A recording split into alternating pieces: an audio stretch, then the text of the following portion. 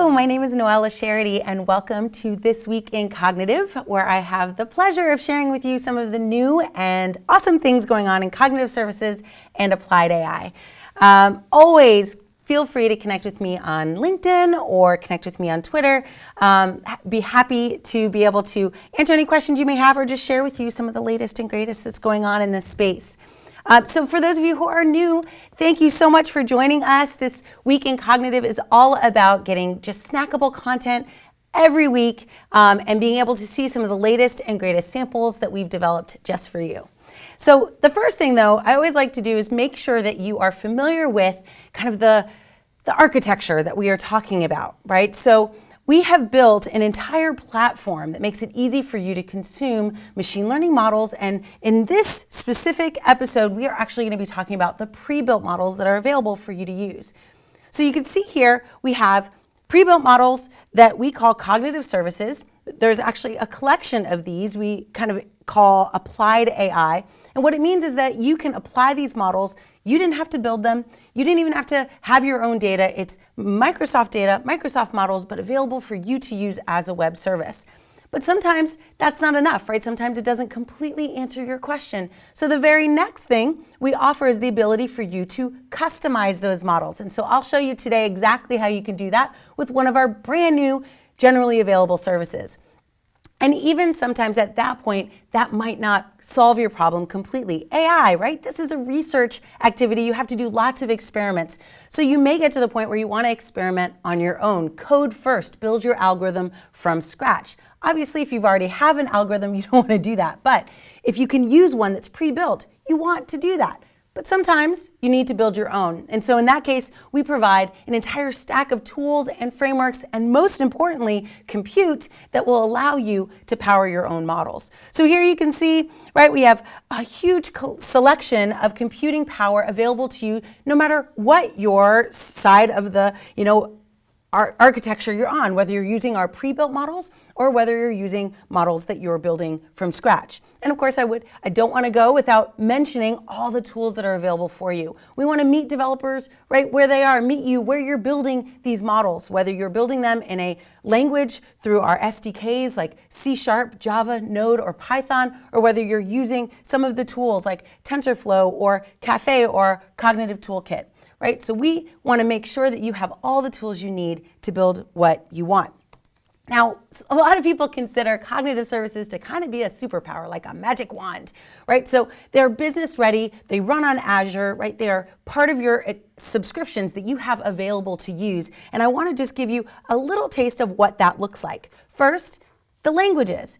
All of these languages are supported, right? You have the ability, we consider Java, Node, Python, C#.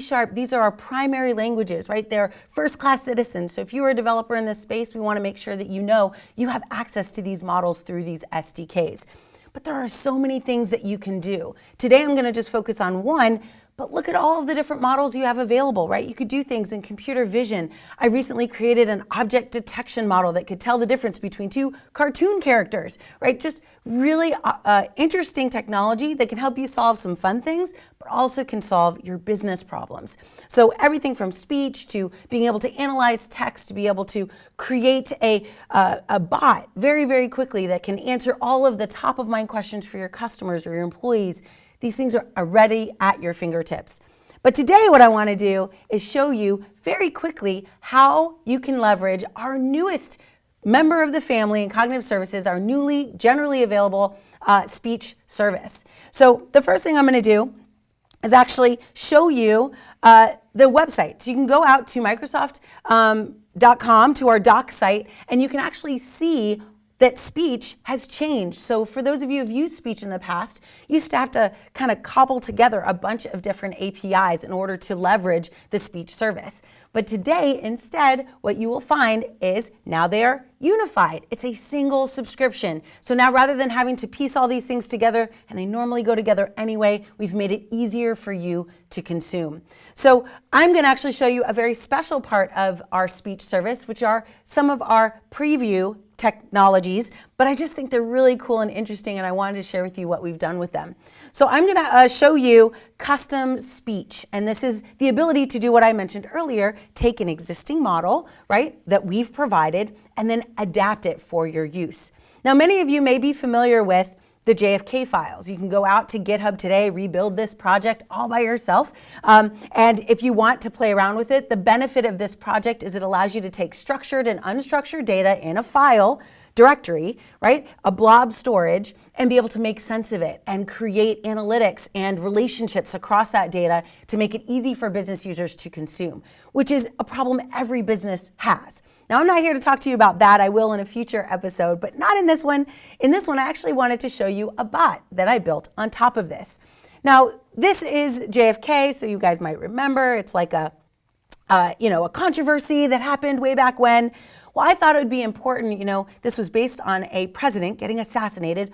What if that new president wanted to ask someone questions? So I went back, looked up the head of the FBI at the time. His name was J. Edgar Hoover, and I said, wouldn't it be cool if we built a Hoover Bot? So I created this Hoover Bot in order to allow me to leverage that cognitive search capability in JFK files, but interface with a chatbot, right? Not only one with text, but also with the ability to leverage speech. So what I'm going to do here is just start a conversation with this chatbot, Mr. Hoover, and I'm simply going to say, welcome. Nice to be here. Thanks for having me. How can I help you?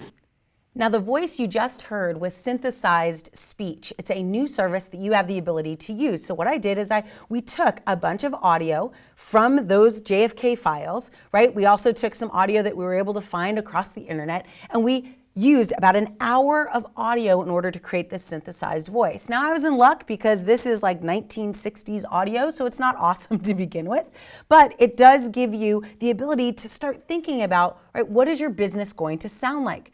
This, I created kind of a fictitious version of Mr. J. Edgar Hoover for the purpose of this bot, but this is something that you're going to want to think about as you're building bots for your experience, right? Not only what does it sound like in the form of text, but also what does it literally sound like? Now, another thing that's really interesting is I want to provide the ability to do things that most default language models just can't do. So here's an example. What's the most important cryptonym associated with GP floor? K-pop. It is the cable indicator for the highest level of document sensitivity. K-pop is above right, which is above eyes only. So the interesting thing about that is that there's two things that happened here. One is I'm using words that are not in the default language model, meaning if I spoke this to just a default chatbot, it would say, what is GP floor? I have no idea what that is.